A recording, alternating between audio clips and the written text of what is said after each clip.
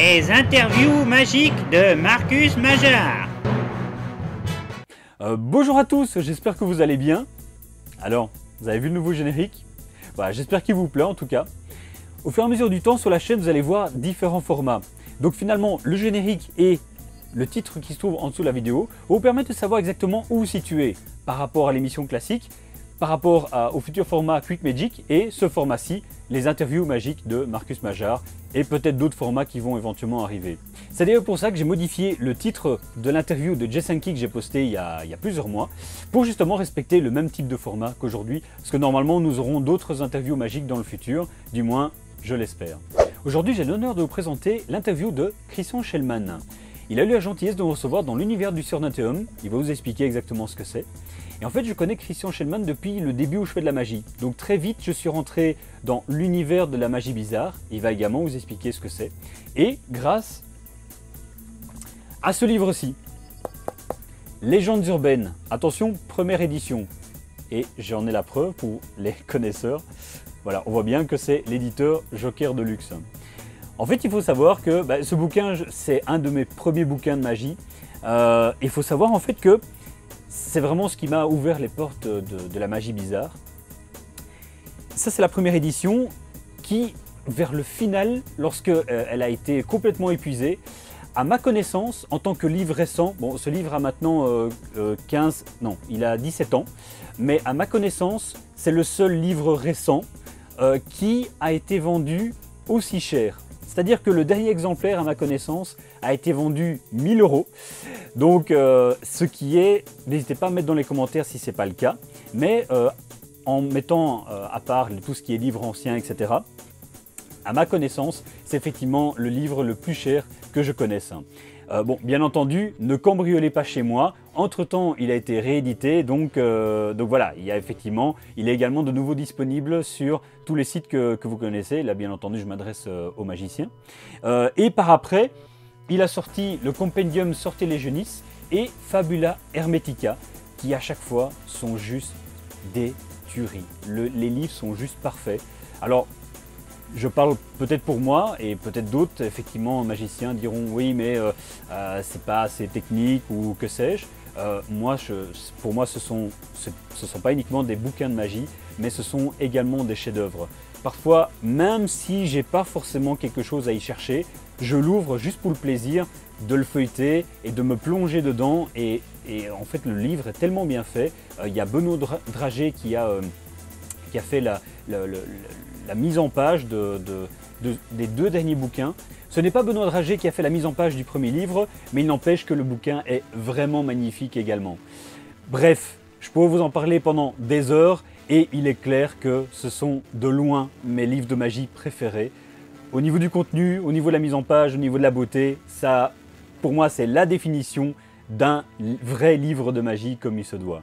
Je vais maintenant vous laisser découvrir l'interview de Christian Schellmann. Alors, j'ai fait l'interview en sorte que ça puisse être aussi bien pour les magiciens, mais les non-magiciens également. Alors, il y aura bien entendu des points bien précis pour les magiciens uniquement, et vous le sentirez très vite, et d'autres points pour les non-magiciens. Quand Christian explique ce qu'est la magie bizarre, normalement, tout magicien, même s'il ne pratique pas la magie bizarre, sait ce que c'est et connaît tous les tenants et aboutissants.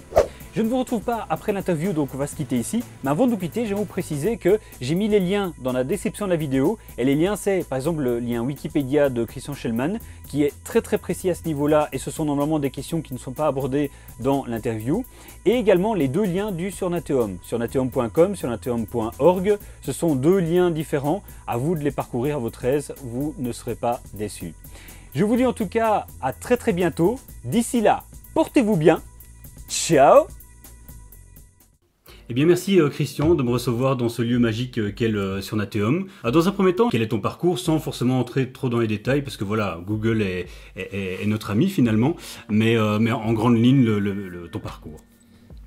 Bonjour, je suis Christian Schellmann, comme il le dit si bien. Et si au départ je voulais être tricheur, parce que je voulais être James Bond. Je ne sais pas si tu as déjà vu les Bond Girls. Ça nécessite d'autres explications. Voilà. Je me suis en fait orienté plutôt vers la cartomagie au départ, puis le close-up, qui somme toute n'est pas totalement différent.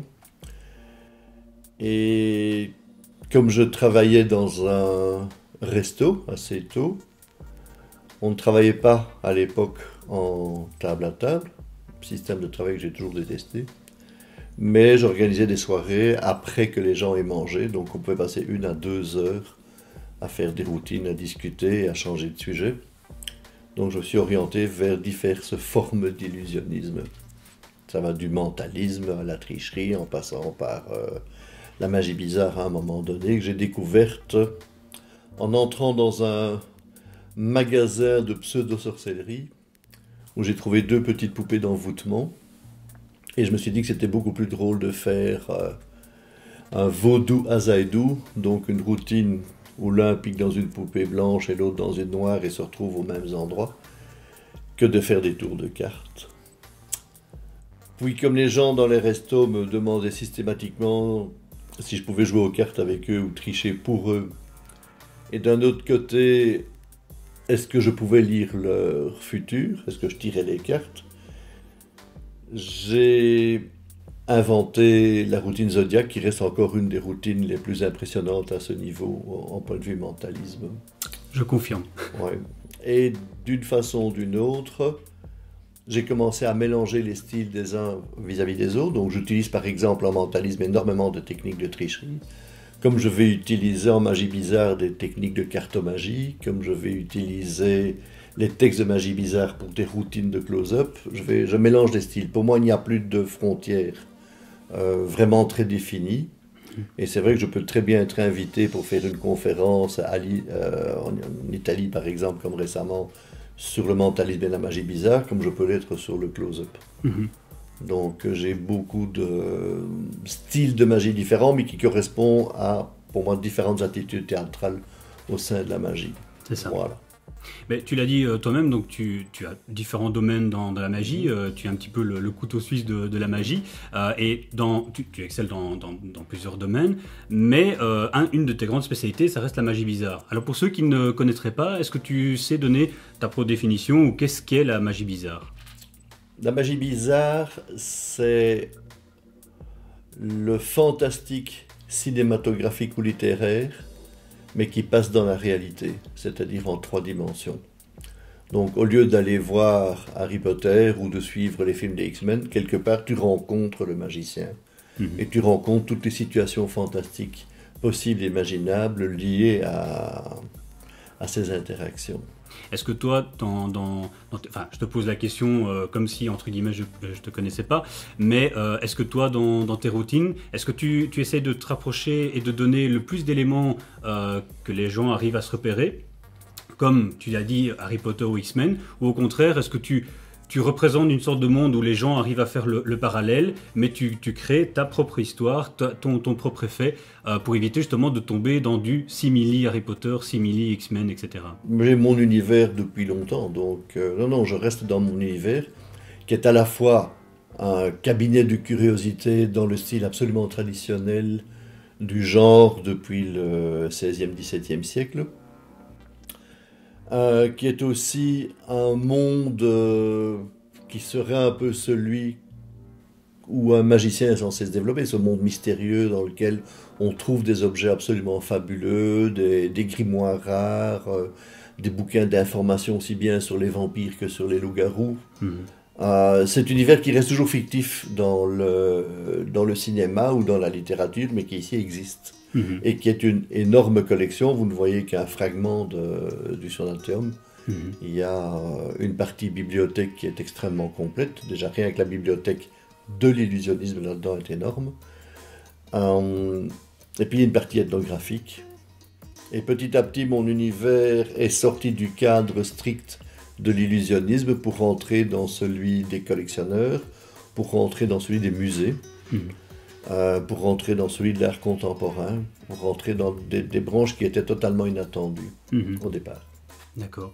Et comment est-ce que tu as vu la magie bizarre précisément évoluer au fil des années depuis que tu la connais et même chose, comment est-ce que tu l'imagines dans le futur? Est-ce que on peut avoir un retour à quelque chose de très, très pur ou est-ce qu'on bascule déjà parfois maintenant dans le commercial? Est-ce que ça pourrait effectivement s'aggraver en ce sens vu un certain succès? Comment est-ce que tu as vu les choses et comment est-ce que tu vois les choses selon toi?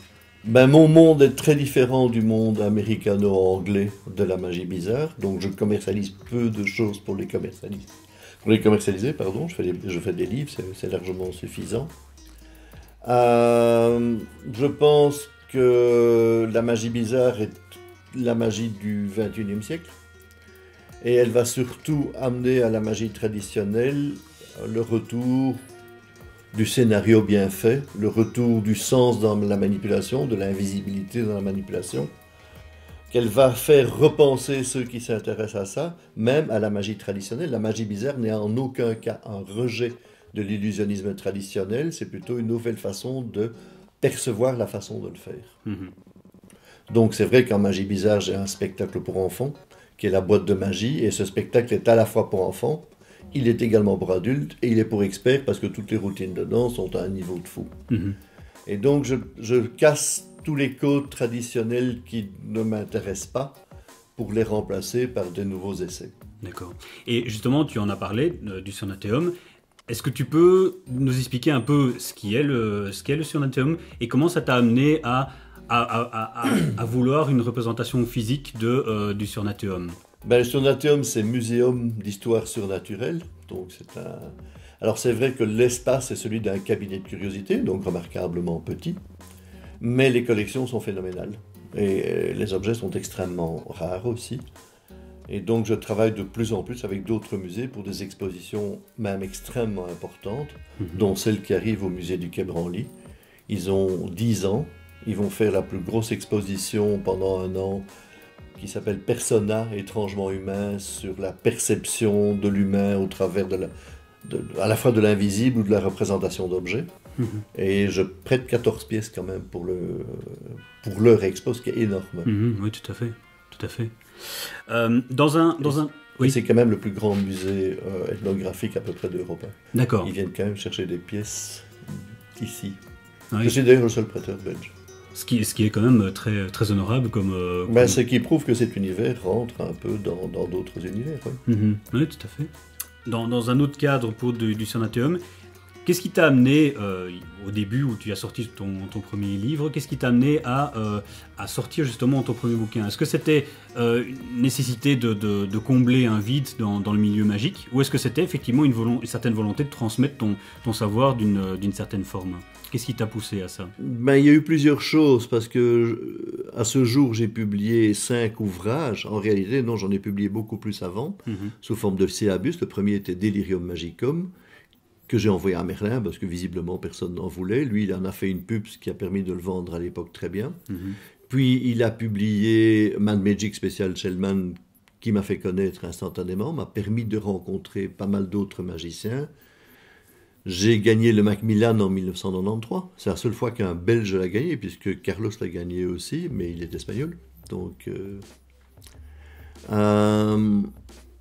et le Surnateum, si tu veux, au départ, c'est une collection d'histoires éparses et que je vais avoir besoin de réunir dans un seul et unique univers. Alors, il va prendre une réalité au moment où on le met sur Internet. Et je vais commencer à créer des contacts à partir de là. Mais l'étape suivante était de lui donner une réalité physique. Et dès qu'on est entré dans cette maison, on l'a installée. Et donc la maison est devenue le Surnateum, le logis du Surnateum. Alors c'est vrai que tous les objets que vous voyez ici sont des objets de collection, mais c'est aussi des objets de routine pour les illusionnistes. Donc il y a moyen de les faire quasiment tous fonctionner avec une histoire.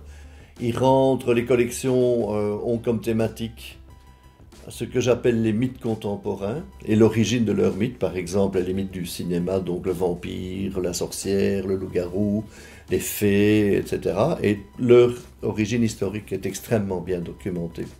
Donc si on veut faire une exposition uniquement sur le vampire, par exemple au XVIIIe siècle, on va déjà avoir une phénoménale réunion d'objets et une phénoménale collection, rien que sur ce sujet-là.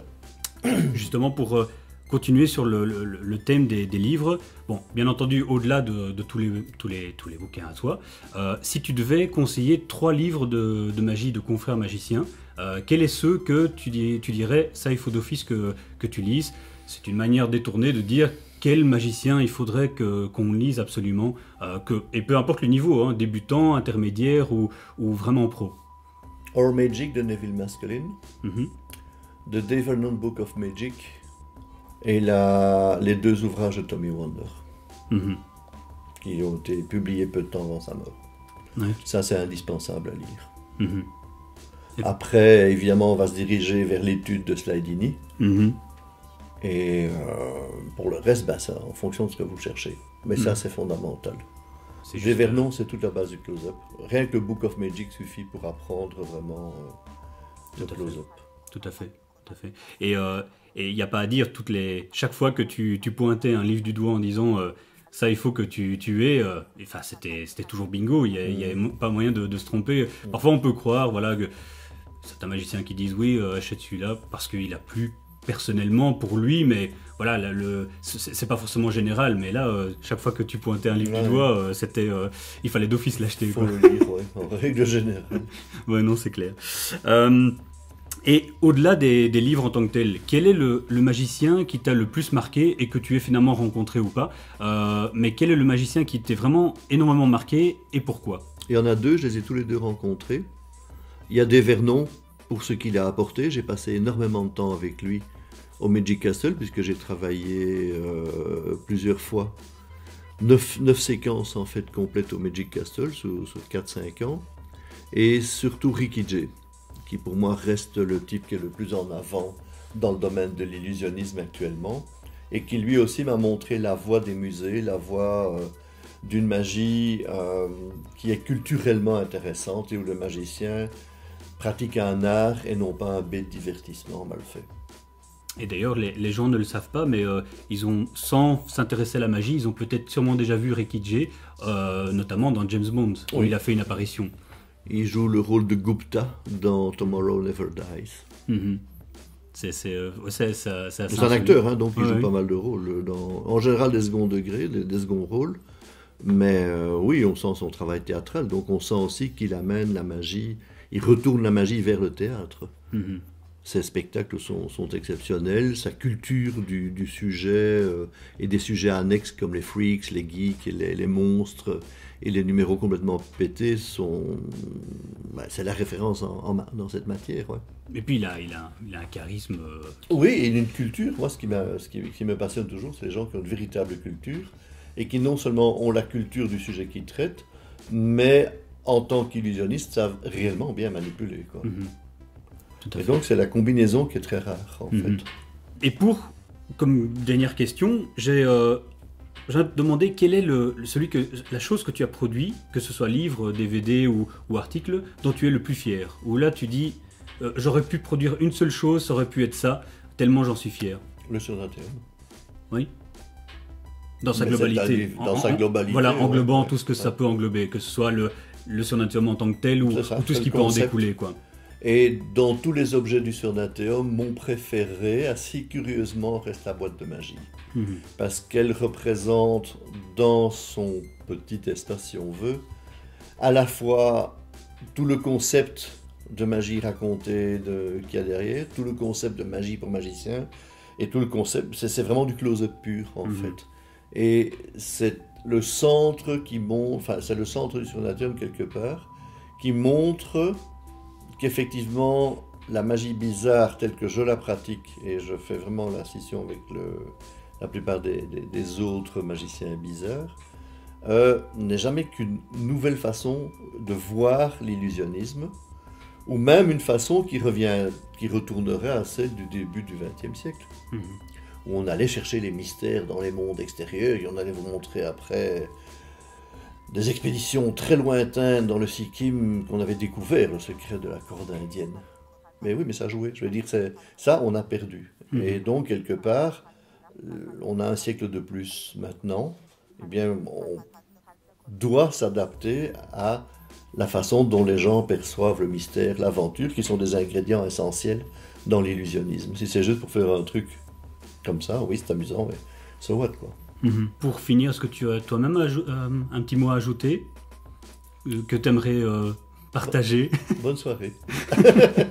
Et comme petit mot de la fin, est-ce que tu pourrais donner un conseil, un premier conseil pour les non-magiciens qui nous suivent et un conseil pour les magiciens? Et ça peut être n'importe quoi, hein. Ça peut être, cultivez-vous, ça peut être aller au musée, ça peut être n'importe quoi. Je te laisse le soin de faire le message que tu veux. Lisez, allez au musée, évitez les clubs de magie quand ils ne sont pas bien dirigés. Mais sinon, j'ai rien contre eux. Enfin, quoique. Eh bien, Christian, un tout grand merci en tout cas pour cette interview. Et voilà, j'espère que vous avez appris plein de choses et que vous avez pu découvrir, si ce n'était pas encore le cas, ce personnage qui est qui déborde de plein de choses. Merci beaucoup en tout cas.